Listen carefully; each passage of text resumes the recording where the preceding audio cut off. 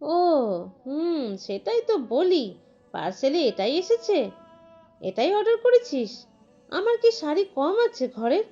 যাই হোক, আয় পরিয়ে দিচ্ছি। রাহা সম্পূর্ণ কথাটা বলতেও পারল না। হতাশ হয়ে মনে মনে ভাবলো, যা, বলবোই না আর কিছু। মায়ের সাহায্যে শাড়িটা পরলো। মাঝারি সাইজের সুন্দর সিল্কি চুলগুলো ছেড়ে দিয়ে একটা পাঞ্চ ক্লিপ লাগিয়ে নিল, কানে ছোট একজোড়া দুল পরে নিল, গলায় চিকন একটা চেন, সাথে ছোট্ট ঝলমলে একটা লকেট, ঠোঁটে হালকা রঙের লিপস্টিক। সাজুগুজু শেষ করে রাহা আয়নার সামনে দাঁড়িয়ে নিজেই হতবাক হয়ে তাকিয়ে রইল। নিজেকে এক অন্য রূপে দেখছে যেন। আজকের মতো এতটা মন দিয়ে কখনো নিজেকে এভাবে সাজায়নি সে। মনে মনে ভাবলো। আমি কি নিজের জন্য সেজেছি? মন উত্তর দিল, বোকা মেয়ে, নিজের জন্য নয় বরং অন্য কারো সেজেছে বলেই এই সাজে এত যত্ন। তাহলে কার জন্য সেজেছি? মন আর কোনো উত্তর দিল না। রাহা অস্থির হলো। আয়নাতে নিজেকে দেখে নিজেই কেমন লাগছে। অস্থির হয়ে মাকে ডেকে বলল। আম্মু দেখে যাও না, তোমার মেয়েকে একদম মহিলা মহিলা লাগছে। মন তাহারা হাতের কাজ রেখে মেয়ের কাছে আসলো। শাড়ি পরিহিত মেয়েটাকে নিজের মনে আনন্দ লাগলো। সব সময় এটা সেটা ড্রেস পরে থাকে মেয়েটা, কে বাচ্চা বাচ্চা লাগতো, কিন্তু এখন কেমন স্বয়ং সম্পূর্ণ নারী মনে হচ্ছে। মেয়েকে কাছে টেনে মাথায় হাত বুলিয়ে দিতে দিতে বলল। মাশাল্লাহ, কারোর নজর না লাগুক। রাহা মুচকি হেসে বিড়বিড় করে বলল। কারো না লাগলে কেমনে হবে? একজনের তো নজর লাগতেই হবে। মন তাহারা কথাটা কতটুকু শুনলো কে জানে। মুচকি হেসে চলে গেল। রাহা বার কয়েক নিজেকে দেখে নিল। কি করবে এখন সেটা ভেবে পাচ্ছিল না। কোনো কিছুর উত্তর না পেলে সেটা নিয়ে মায়ের কাছে গিয়ে ঘ্যান ঘ্যান করাটাই তার কাজ। এবারও ব্যতিক্রম হলো না। সুন্দর করে শাড়ি সামলিয়ে ছোট ছোট পা ফেলে মায়ের কাছে গিয়ে বলল। আম্মু শাড়ি তো পরলাম, এখন কি করব? মন তাহারা মজার ছলে বলল। কিছু করার নাই যখন, তখন একটু নেচে দেখা। রাহা মায়ের কথা বুঝতে পেরে না কেঁদে বলল। আম্মু প্লিজ, শাড়ি পরে মানুষ কত কি করে, কিন্তু আমি তো করার মতো কিছু খুঁজে পাচ্ছি না। মন তাহারা 2 সেকেন্ডে চুপ থেকে বলল। তোর খালামণিদের বাসা থেকে ঘুরে আয়, তানিয়াকে বলিস কিছু ছবি তুলে দিতে। রাহা যেন এবার একটা উপায় খুঁজে পেল। মায়ের দেওয়া পরামর্শটা তার কেন জানি পছন্দ হয়ে গেল। মায়ের কাছ থেকে বিদায় নিয়ে চলে গেল তিশানদের বাসার উদ্দেশ্যে। শাড়ি পরে ভালো করে হাঁটা যায় না, যদি আবার ব্যক্তিটা হয় শাড়ি পরাতে অনভিজ্ঞ। রাহা 15-20 মিনিটের রাস্তা হেঁটে যেতে পারবে বলে সাহস পাচ্ছিল না বলে রিক্সা নিয়ে চলে আসলো। রিক্সা থেকে নেমে ঘাড় উঁচু করে ছাদে তাকালো। তিশানকে প্রায় সময় ছাদে দেখা যায়, তবে আজকে দেখা গেল না বলে রাহা একটা স্বস্তির নিঃশ্বাস ফেলল। রাহার কেমন লজ্জা লজ্জা লাগছে। আগেরবার যখন তানিয়ার মেসেজকে তিশানের মেসেজ ভেবে শাড়ি পরে কাদা মাটি মাখিয়ে তিশানের বাড়িতে এসেছিল, তখন কি অপমানিতটাই না হতে হয়েছিল তাকে। মনের ধুকপুকানি নিয়েই রুম অবধি পৌঁছালো রাহা। বুকে হাত রেখে নিজেকে ধাতস্থ করে কলিং বেল চাপলো। 2 সেকেন্ড পরেই ফট করে দরজা খুলে দিল। ঠিক তখন রাহা ঘাড় নিচু করে শাড়ির কুচি ঠিক করতে ব্যস্ত। তিশান বুঝতে না পেরে তাকিয়ে রইল। রাহা দরজা খোলার শব্দে ঘাড় উঁচু করতেই দেখলো তিশান উসখুস হয়ে তাকিয়ে আছে। তিশানকে দেখে রাহার হাঁটু কাঁপছিল, কিন্তু কেন সে তা জানে না। পরক্ষণেই নিজেকে সামলিয়ে নিয়ে একটা মেকি হাসি দিয়ে তিশানকে ইগনোর করার জন্য তিশানের পাশ কেটে ভেতরে ঢুকে গেল। রাহা যেতেই তিশানের ঘোর কাটলো। রাহাকে কখনো এভাবে দেখেনি। মনে মনে বলল ভালোই লাগছে, তবে দরজা আটকিয়ে দিয়ে এসে রাহার সামনে বলল। কি বিয়ে শাদী করার ইচ্ছে হচ্ছে নাকি? রাহা নাক মুখ কুচকিয়ে বলল। মানে? তিশান নাক টেনে বলল। হুমায়ুন আহমেদ বলেছেন মেয়েরা যখন বিয়ের কথা বাসায় বলতে পারে না তখন বেশি বেশি শাড়ি পরে। রাহা প্রতি উত্তরে বলল। তিশান ভাই, চোখে কি বেশি দেখছেন নাকি ইদানিং? আমাকে কবে শাড়ি পরতে দেখেছেন আপনি? তিশান পাশের সোফাটাতে হেলান দিয়ে বসে বলল। গতবার যে কাদামাটি মাখিয়ে শাড়ি পরে এসেছিলি, তাও আমার নাম ভাঙিয়ে। এবারও কি এরকম কোনো ধান্দা আছে নাকি? রাহা অভিযোগের স্বরে বলল। খালামণি, তোমার ছেলে এসব কি বলছে? ধান্দা ফান্দা? তিশান বিদ্রুপ করে বলল। হয়েছে, তোকে আর নাকামো করতে হবে না। চোখের সামনে থেকে সর। তানিয়া রুমি আছে, যা ওর কাছে যা। রাহা তিশানের এসব অপমানে অভ্যস্ত। শাড়ির আঁচলটা কচলাতে কচলাতে রাহা উঠে দাঁড়ালো। আগুন দৃষ্টিতে তিশানের দিকে তাকিয়ে কুশন বালিশটা তিশানের দিকে ছুঁড়ে মেরে শাড়ি গুটিয়ে দৌড় লাগালো তানিয়া রুমে। যেতে যেতে বিড় বিড় করে বলতে লাগলো। উনি কি আসলেই আমায় দেখতে পারে না? এইভাবে কেন ইগনোর করে আমায়? গুটি গুটি পা ফেলে রাহা তানিয়ার রুমে গেল। তানিয়া তখন ফোন কলে ব্যস্ত কারোর সাথে। রাহাকে দেখতে পেয়ে কান থেকে ফোনটা নামিয়ে কলটা কেটে দিয়ে শুয়ে থাকা থেকে উঠে দাঁড়ালো। গায়ের ওড়না আর জামা টেনে টুনে ঠিক করে বসে রাহাকে আপাদ মস্তক দেখে শর্ট টেনে বলল, বাহ, এ কাকে দেখছি? খুব শাড়ি পরা হচ্ছে ইদানিং, ব্যাপার কি? রাহা তানিয়ার পাশে বসতে বসতে নাক টেনে বলল, দুই ভাই বোনের একই কথা। আমি তো আজকেই মাত্র শাড়ি পরলাম। তোমরা যেভাবে বলছো মনে হচ্ছে আমি কি না কি করে ফেলেছি। তানিয়া রাহার গাল টেনে দিয়ে বলল, হয়েছে, আর নাকে কানতে হবে না। চল ছাদে যাই তোকে নিয়ে। রাহা মুহূর্তেই উঠে দাঁড়ালো। তানিয়াকে আবদারের স্বরে বলল, তানিয়া আপু, তুমিও শাড়ি পরো না? তানিয়া আয়নাতে নিজেকে একটু দেখে নিয়ে বলল, তোকে ছবি তুলে দিব। আমিও বললে দেখা যাবে নিজের ছবি তুলতে তুলতেই তোকে ছবি তুলে দেওয়ার সময় পাবো না। কথাটা বলেই দুজনে হাসলো। তানিয়া রাহার হাত ধরে ছাদের উদ্দেশ্যে পা বাড়ালো। যাওয়ার সময় ড্রয়িং রুমে তিশানকে দেখে তানিয়ার পা একটু থামলো, সাথে রাহাও দাঁড়ালো। তানিয়া 5-7 ভেবে ফোন টিপতে থাকা তিশানের সামনে গিয়ে বলল, ভাইয়া, তোমার ফোনটা একটু দাও, রাহাকে একটু ছবি তুলে দিব। তিশান ফোনের দিকে তাকিয়ে থেকেই বলল, তোর ফোন কই? তানিয়া মিনমিন গলায় বলল, আমার ফোনের ক্যামেরা তো অত ভালো না। সরি। তিশান হুট করে ফোন থেকে দৃষ্টি সরিয়ে তানিয়ার দিকে তাকিয়ে বলল, এই ওয়েট, তোর তো দেখি দিনকে দিন সাহস বেড়ে চলছে। আমার ফোন জীবনেও হাতে নিতে পেরেছিস, আর আজকে কিনা কি সহজে চেয়ে নিচ্ছিস? তানিয়া মাথা চুলকাতে চুলকাতে বলল। কি এমন হবে একটু দিলে? তিশান 2 সেকেন্ড চুপ থেকে রাহার দিকে তাকালো। এতক্ষণ চুপ থাকা রাহা মুহূর্তে মুখ ভেঙচি মেরে বিড়বিড় করে বলল। ঢং। তিশান কিছু বলল না, ফোনটা তানিয়ার দিকে এগিয়ে দিল। তানিয়া খুশি মনে ফোনটা হাতে নিতেই তিশান চেঁচিয়ে বলল। মাত্র 5 মিনিটে চলে আসবি। আমি ফোন দেখছিলাম কিন্তু। তানিয়া ঘাড় নাড়িয়ে সায় দিল। মুহূর্তেই রাহাকে নিয়ে চলে গেল ছাদে। ছাদের সুন্দর মনোরম পরিবেশে রাহার যে আরো বেশি ভালো লাগতে শুরু করলো। কোনো এক অচেনা মানুষের দেওয়া যত্নের ভালোবাসার উপহারগুলো রাহার সর্বজ্ঞ লেপ্টে আছে। এ যেন এক অন্য অনুভূতি। রাহার মনে বসন্তের মতো হাজারো রং বেরঙের ফুল ফুটে যাচ্ছে। কত শত অজানা অচেনা ফুল, যেগুলো কখনো চোখে দেখা হয়নি। মানুষটা যেই হোক, কিন্তু তার প্রতি আলাদা এক অনুভূতি জন্ম নিচ্ছে, যেটা রাহার জন্য প্রথম অনুভূতি। রাহার এই প্রথম এইরকম কোনো অনুভূতি হচ্ছে কল্পনার মানুষটাকে বারবার আঁকতে চেয়েও আঁকতে পারেনি, বরং লেপ্টে বরং সরি রং লেপ্টে বরং আরো ঘোলাটে হয়ে গিয়েছে। কিন্তু তিশানের প্রতিচ্ছবিও আসছে না যে, তাও রাহা নিজের অনুভূতিগুলোকে হেরে যেতে দিল না। তিশান নাই বা হলো, তাই বলে কি অনুভূতি নষ্ট হয়ে যাবে? কেন নষ্ট হবে? অনুভূতি তো তিশানের প্রতি নয়, বরং সেই চিরকুটে দেওয়া মানুষের প্রতি এসেছে। সে যেই হোক। রাহা মনকে জিজ্ঞেস করে। মন উত্তর দেয়, উপহার হোক না সে সামান্য কিংবা অসীম, কিন্তু যত্ন, এটা কি খুব কম? উপহার বাদ দিলাম, কিন্তু চিরকুট, ভালোবাসাময় বাক্য, সেগুলোতে অনুভূতিরা জাগ্রত হবে না? সূর্য প্রায় ডুবে গিয়েছে। সম্পূর্ণ আকাশ জুড়ে অন্ধকার নামছে। রাতের আকাশে তারাদের দেখা পাওয়া যাবে কিনা সেটা এখনো বোঝা যাচ্ছে না। তানিয়া ততক্ষণে প্রায় অনেকগুলো ছবি তুলে রাহাকে নিয়ে নিচে চলে আসলো। ওরা আসতে তিশান চোখ মুখ ফুলিয়ে বলল। তোরা আসলি কেন? আমি তো ভেবেছিলাম ওখানে সংসার পেতেছিস। তানিয়া তড়িঘড়ি করে ফোনটা এনে তিশানের হাতে দিল। রাহার শাড়ির অবস্থা ততক্ষণে নাজেহাল। ছবির পোজ দিতে দিতে শাড়ি প্রায় নড়বড়ে হয়ে গিয়েছে। শাড়ি পরে অভ্যস্ত না হলে এতক্ষণ পরে রাখা যায়? রাহা ঢুলু ঢুলু চোখে তানিয়াকে বলল। আপু, আমার তো বাসায় যেতে হবে। তানিয়া কিছু বলার আগে তিশান বলে উঠল। তো যাচ্ছিস না কেন? রাহা তিশানকে পাত্তা না দিয়ে তানিয়ার উদ্দেশ্যে বলল। আমি যাচ্ছি তাহলে। এর মধ্যে রোকেয়া বেগম দৌড়ে এসে বলল। যাচ্ছি মানে এই সন্ধ্যায় একা যাবি? মন যদি জানে তার মেয়ে আমার বাসা থেকে একা একা গিয়েছে, তাহলে আমাকে আস্ত রাখবে? তিশান ফোরন কেটে বলল। একা আসলে একা যেতে সমস্যা কোথায়?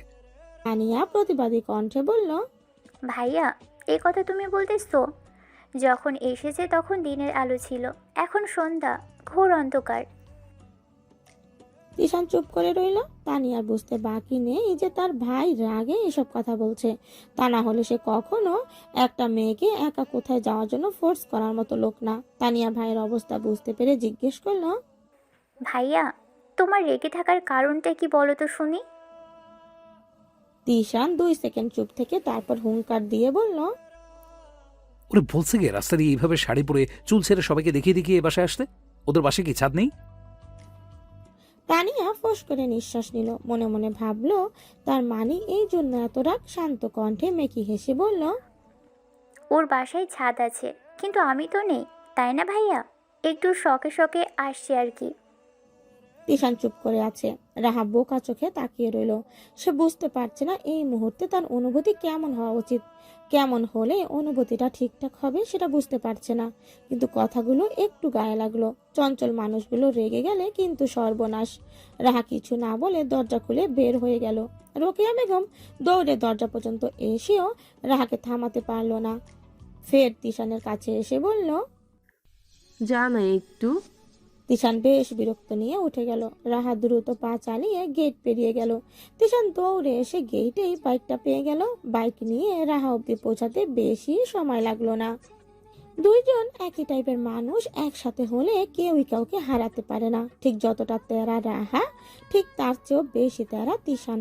গেটের একটু দূরে যেতেই রাহাকে পেয়ে গেল তিশান। তিশান পেছনে পেছনে এসেছে মানে এখন রেগে মেগে কি না কি করবে সেটা রাহা নিজেও আন্দাজ করতে পারবে না। রাহা তিশানের উপস্থিতি বুঝতে পেরে হাঁটবে নাকি হাঁটা থামিয়ে দেওয়া উচিত বুঝতে পারছে না। যতই হোক তিশানকে তো সে এই মুহূর্তে একটু হলেও ভয় লাগছে, যদিও দুজনেই রেগে আছে। তিশান রাহার সামনে এসে বাইকটা থামিয়ে দিল। রাহা চোখ পিট পিট করে তাকিয়ে মনে মনে ভাবলো, বাইকে করে দিয়ে আসবে নাকি? রাহার অবাস্তব ভাবনার মাঝে হাতে টান পড়ল। ততক্ষণে তিশান বাইক থেকে নেমে গিয়েছে। রাহার হাত ধরে বাইকে না বসিয়ে উল্টো ঘুরে গেটের দিকে যাচ্ছে। রাহা তো আগামাথা কিছুই বুঝতে পারলো না। কই ভাবছিল ওর সাথে বাইকে করে যাবে না, আর সে কিনা উল্টো বাসার দিকে নিয়ে যাচ্ছে। রাস্তার মধ্যে তো চেঁচামেচিও করা যায় না, তাই রাহা চুপটি করে তিশানের কর্মকাণ্ড দেখছে। গেটে ঢুকতেই দেখা গেল তানিয়া চোখ মুখের বাজে অবস্থা করে হাতে একটা হিজাব নিয়ে দাঁড়িয়ে আছে। বোঝাই যাচ্ছে তিশানের কাজ এটা। তানিয়াকে দিয়ে জোর করে করানো হচ্ছে, আর তানিয়াও ভয় পেয়ে করে যাচ্ছে। তানিয়ার সামনে নিয়ে তিশান রাহার হাতটা কিছুটা ঝাড়া মেরে ছেড়ে দিল। রাহা মনে মনে দাঁত কিনমির করে ভাবছে, আসবো না আমি এই বেদ্যব বেটার সাথে। 16 আনা তেজ, শুধু নিজে তেজ দেখাতে পারলেই খুশি, অন্য কেউ দেখালে ইতিহাস ঘটিয়ে ফেলে খন্নাস বেটা। রাহার ভাবনার মাঝেই তানিয়া রাহার কানের কাছে গিয়ে মিনমিনিয়ে বলল, ভেবেছে তুই বহু দূর চলে গিয়েছিস, তাই তাড়াতাড়ি বাইক নিয়ে বের হয়েছে। তা না হলে সে আবার মেয়ে মানুষকে বাইকে করে নিয়ে ঘুরবে। এতে না আবার তার প্লাস্টিকের মান সম্মানটা খোঁড়া খোঁড়া হয়ে যাবে। কথাটা বলেই তানিয়া আর রাহা মুখ টিপে হাসলো। তিশান ধমকে উঠে বলল, তানিন, আবার টাইম নষ্ট করছিস। তোদের চামড়া কি গন্ডারের চামড়া নাকি রে? এত অপমান করার পরে আবার হাসতেছিস? রাহা মুখ ব্যাকা করে বলল, আর আপনার তো সিংহের চামড়া, কিছু বললেই গর্জে ওঠেন। কি ভাব! তানিয়া রাহাকে চিমটি কেটে মুখ বন্ধ রাখতে বলল। তিশান চোখ রাঙা করে তানিয়াকে বলল, কাজ কি আজকে শেষ করতে পারবি নাকি রাত পার হবে? তানিয়া মুখ থমথমে করার ভঙ্গি নিয়ে বলল, করে দিয়েছি। দুটো হিজাব পিন দিয়ে কোনো রকমে রাহাকে একটু হিজাব করে দিল। তানিয়া একটু ভালো করে হিজাব গুছিয়ে দিচ্ছিল, অমনি তিশান রাহার হাত ধরে টেনে নিতে নিতে বলল, হিজাব করে দিতে বলেছি, হিজাব করে ঢং করতে তো বলিনি। তো আর এত গোছগাছ কিসের? হিজাব তো হিজাবই। তানিয়া বড় করে নিঃশ্বাস টেনে নিয়ে দাঁড়িয়ে রইল। রাহা পেছনে তাকিয়ে তানিয়াকে হাতের ইশারায় টাটা দিচ্ছে। তানিয়া মেকি হেসে টাটা দিয়ে মনে মনে ভাবছে, বেচারিটাকে সম্পূর্ণ রাস্তাটাই টেনে টুনে হিঁচড়ে নিয়ে যাবে মনে হচ্ছে। ততক্ষণে অন্ধকার আকাশে চাঁদ নিজের সম্পূর্ণ আলো ছড়িয়ে দিয়েছে। তারারা উকি ঝুঁকি মারছে, মিটমিট করে হাসছে যেন তারাদের দলেরা। রাহার হাতটা যে তিশান গেটে থাকতে ধরেছিল এখনো ছাড়েনি। রাস্তা দিয়ে সাবধানে নিয়ে যাচ্ছে। এ পাশে গাড়ি থাকলে ও পাশে নিয়ে যাচ্ছে, ও পাশে গাড়ি থাকলে এ পাশে নিয়ে যাচ্ছে। গাড়ির রাস্তা পেরিয়ে একটা নির্জন সুন্দর রাস্তায় আসলো, যেখানে গাড়ি তেমন চলে না, মানুষজন হাঁটাহাঁটি করে। তিশান দ্রুত পা চালাচ্ছে। তিশানের সাথে হেঁটে পারছে না রাহা। তিশানের পায়ের সাথে পা মিলিয়ে হাঁটতে হাঁপিয়ে গেল। মনে মনে তিশানকে গালি দিয়ে বলছে, তিশানের বাচ্চা, একটু আস্তে হাঁট, মনে হচ্ছে আমাকে উড়িয়ে নিয়ে যাচ্ছে। বাপরে, আমি আর পারছি না হাঁটতে। কথাগুলো মনে মনে ভেবেই রাহা আর কুলোতে না পেরে তিশানের হাতে হাত রেখেই রাস্তায় বসে পড়লো। আচমকা তিশানের হাতে টান পড়তেই তিশান পেছন ফিরে দেখলো রাহা বসে পড়েছে। তিশান ভ্রু কুচকিয়ে জিজ্ঞেস করলো, সমস্যা কি? কি হয়েছে? রাহা হাঁটুতে মুখ গুজে বসেছিল। তিশানের কথায় কচ্ছপের মতো মুখ বের করে জোরে জোরে নিঃশ্বাস নিয়ে বলল, এভাবে কেউ হাঁটে? হাঁটতে হয় ধীরে সুস্থে। তিশান রাহার হাতটা ছেড়ে দিয়ে নিজের কোমরে এক হাত রেখে বলল। তোর থেকে এখন হাঁটা শিখতে হবে? রাহা চেঁচিয়ে উঠে বলল, আজব লোক, শিখতে বললো কে?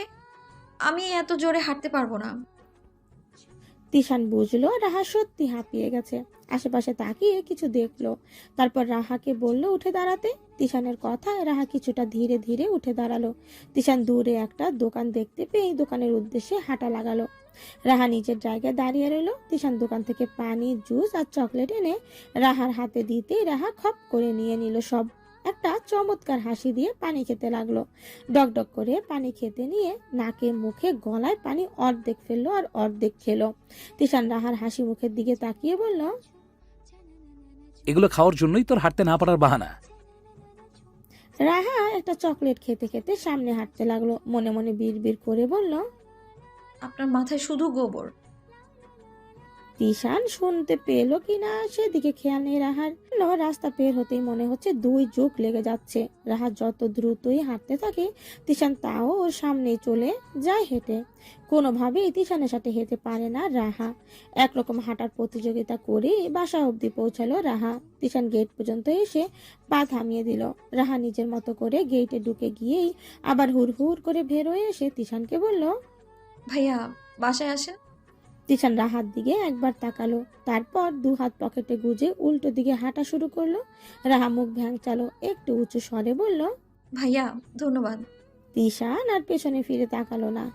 ধন্যবাদ দিল কেন? বাসা অবধি পৌঁছে দেওয়ার জন্য নাকি বাসায় না যাওয়ার জন্য? এই প্রশ্নের উত্তর কেবল রাহার জানা। রাহা 2 হাতে শাড়ি গুটিয়ে সিঁড়িতে পা বাড়ালো। 1 পা 2 পা করে নিজের রুমের সামনে আসতেই ছাদ থেকে গানের স্বর ভেসে আসলো। রাহা নিচ থেকে আসার সময় ইবরাজ ছাদের কানের ঘেঁষে দাঁড়িয়েছিল। এখন গিটারের টুংটাং শব্দে গান ধরলো। রাহা 2 সেকেন্ড স্থির দাঁড়িয়ে থেকে ইবরাজের গাওয়া গান শুনলো। তারপর নাক মুখ কুঁচকে মনে মনে ভাবলো, নষ্ট পুরুষ মানুষের কিনা আবার ভালোবাসা। ইবরাজ আর তার গানকে হেয় করে রাহা রুমে ঢুকে গেল। ইবরাজ তখনও গাইছে। গানের স্বর তখনও ক্ষীণ শোনা যাচ্ছে। রাহা ভেতরে ঢুকেই ধপাস করে দরজাটা লাগিয়ে দিল। যেন মনে হচ্ছে দরজা নয়, ইবরাজকেই ঝাড়িটা মারা হয়েছে। মুনতাহারা মেয়েকে ফিরতে দেখে জিজ্ঞেস করলো, একা এসেছিস? রাহা শাড়ি খুলতে খুলতেই বলল। তা না হলে? মুনতাহারা চিন্তিত কণ্ঠে বলল, একা কেন আসলি? কিভাবে আসলি? ও বাড়িতে কি কেউ ছিল না তোকে দিয়ে যাওয়ার জন্য? রাহা হিজাব, শাড়ি, হাতের চুড়ি খুলে রেখে 2 হাতে মাথার চুলগুলোকে কোনো রকমে পেঁচিয়ে খোপা করে মায়ের উদ্দেশ্যে বলল, ওদের বাড়িতে কি ওদের কাউকে আমার জন্য ভাড়া করে রেখেছো নাকি? মুনতাহারা এক ধ্যানে মেয়ের মুখের দিকে তাকিয়ে বোঝার চেষ্টা করলো সে ঠিক কোন মনোভাবের কথাগুলো বলছে। মায়ের এমন সন্ধিহান দৃষ্টি দেখে রাহা শেষমেশ না পেরে ফিক করে হেসে দিল।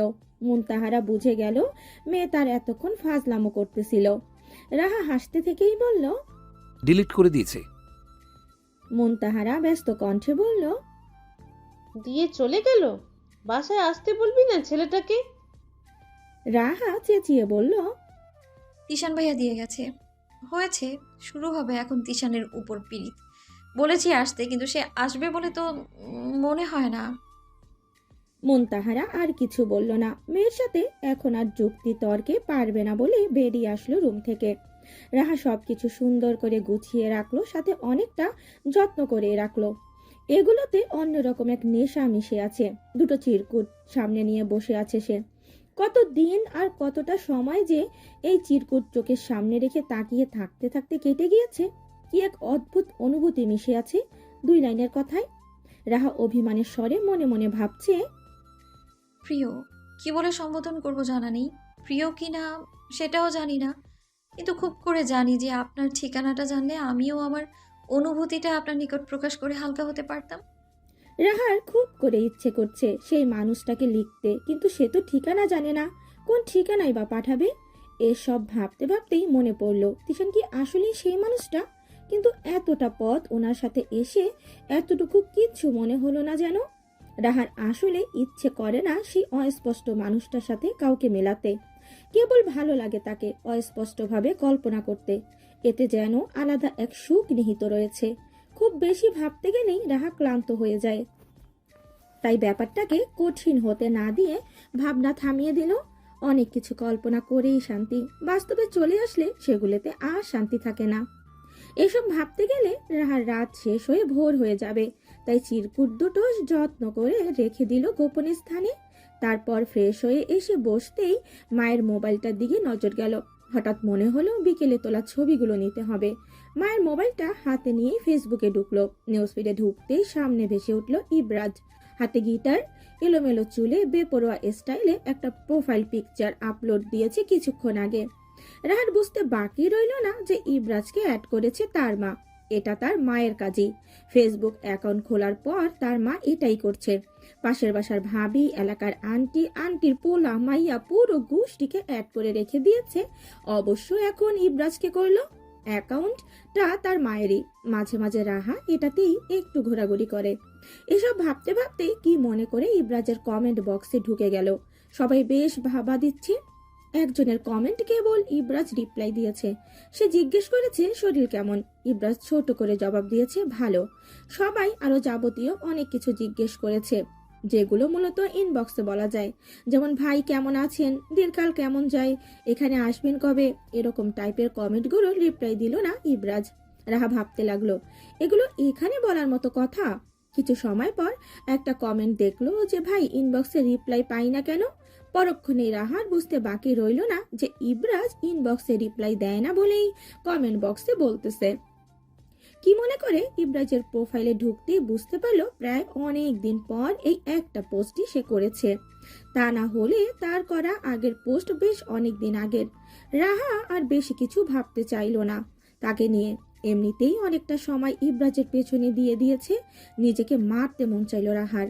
নিজের ওপর বিরক্ত হয়ে প্রোফাইল থেকে বের হয়ে মেসেঞ্জারে ঢুকে সবুজ বাতি জ্বলতে থাকা তিশানের ইনবক্সে মেসেজ দিল। ভাইয়া পিকগুলো দিন। তিশান 2 সেকেন্ড পর সিন করে রিপ্লাই দিল। ডিলিট বক্সে ছিল। তিশানের এই একটা মেসেজ পরে রাহার রাগে মাথা ফেটে যাচ্ছিল। একটা রাগী রিয়েক্ট দিয়ে হাত থেকে ফোনটা ছুঁড়ে ফেলে মেরে ঘাপটি মেরে বসে রইল বিছানায়। প্রচন্ড রকমের মন খারাপ আর রাগ হচ্ছে রাহার। সে কি ভাবে পারলো পিকগুলো ডিলিট করে দিতে? এতটাও ফাজলা মতো সহ্য করা যায় না। এর মধ্যেই মুনতাহারা পায়ে হাত রেখে ঘুমিয়ে এসে রাহাকে বলল, রাহা, মা আমার পায়ের ব্যথাটা বেড়েছে রে, কিছু করতে পারছি না। মায়ের পায়ের ব্যথা বহুকাল আগে থেকেই। রাহা মায়ের ব্যথার কথা শুনে নিজের রাগ জেদ বাদ দিয়ে মায়ের কাছে এসে ধরে বসালো বিছানায়। রাহা ব্যস্ত হয়ে বলল, তুমি বসো, আমি দেখছি কি করা যায়। রাহা মাকে বসিয়ে দিয়ে কিছুটা তেল দিয়ে সেটা চুলায় গরম করে এনে পায়ে মালিশ করে দিল। বেশ কিছু সময় মালিশ করার পর মুনতাহারা কিছুটা স্বস্তি পেল। মেয়েকে থামিয়ে দিয়ে বলল, পায়ের ব্যথাটা বেড়েছে রে, কিছু করতে পারছি না। হয়েছে মা, এখন ভালো লাগছে, বস তুই। রাহা মায়ের পাশে বসলো। মুনতাহারা হুট করেই মাথায় হাত রেখে বলল, হায় রে, আমার তো মনেই ছিল না। কি আর এমন বয়স হলো বলতো, কোনো কিছু মনে থাকে না এখন। রাহা মাকে সান্ত্বনা দিয়ে বলল, না মা, তোমার বয়স হয়নি, তুমি তো এখনো কত স্মার্ট। এখন বলো তো কি ভুলে গিয়েছো? মুনতাহারা থেমে থেমে বলল, তুই বাসায় ছিলি না তো? আজকে অনেক কাজ করছি, কত কিছু ধুয়ে মুছে দিয়েছি, এই জন্যই পায়ের ব্যথা শুরু হয়েছে। এখন কথা হলো, ছাদে দুটো চাদর শুকোতে দিয়েছিলাম, আনতে ভুলে গেছি। রাহা চেঁচিয়ে বলল। ছাদে কেন দিতে হলো? মুনতাহারা ঠোঁট উল্টিয়ে বলল, ছাদ এত সাথে, নিচতলা থেকে মানুষরা এসে কাপড় দিয়ে যায়, আর আমরা তো ছাদের সাথেই, আর চাদর তো রুমে দেওয়া যাচ্ছিল না। রাহা তেজ নিয়ে বলল। এতকাল তো দাওনি। মুনতাহারা অভিমান নিয়ে বলল, থাক, আমার পায়ের ব্যথা সেরে গেলে আমিই গিয়ে নিয়ে আসবো। রাহার মাথা ধরে গেল আগে। এমনি তিশানের সাথে রাগ উঠে আছে, আর এখন মা কি সব বলছে। এই রাত বিরাতে নাকি ছাদে যেতে হবে, সেখানে কি না দিনেই ছাদে যায় না রাহা। প্রচন্ড বিরক্তি নিয়ে রাহা ছাদের উদ্দেশ্যে বের হলো। দরজাটা একটু ভালো করে বিজিয়ে দিয়ে রাহা একটু একটু করে ছাদে উঠল। ছাদের দরজা দাঁড়াতেই রাহা আটকে উঠল, বুকে থুতু দিয়ে নিজেকে ধাতস্থ করলো। একটু দূরে দেখা যায় লম্বা হয়ে কেউ শুয়ে আছে। সেই কেউটা যে ইবরাজ সেটা রাহার বুঝতে বাকি রইল না, কারণ কিছুক্ষণ আগেই ইবরাজকে গান গাইতে দেখেছিল। ছাদের ঠিক সেই কোণাটাতে রাহাদের চাদর দেওয়া আছে। ঠিক তার সাথেই ইবরাজ লম্বা হয়ে আকাশের দিকে মুখ করে শুয়ে আছে, কিন্তু চোখ বন্ধ নাকি খোলা সেটা রাহা বুঝতে পারল না। পাশের গিটারটা রাখা, একটা সিগারেটের প্যাকেট দেখা যায়।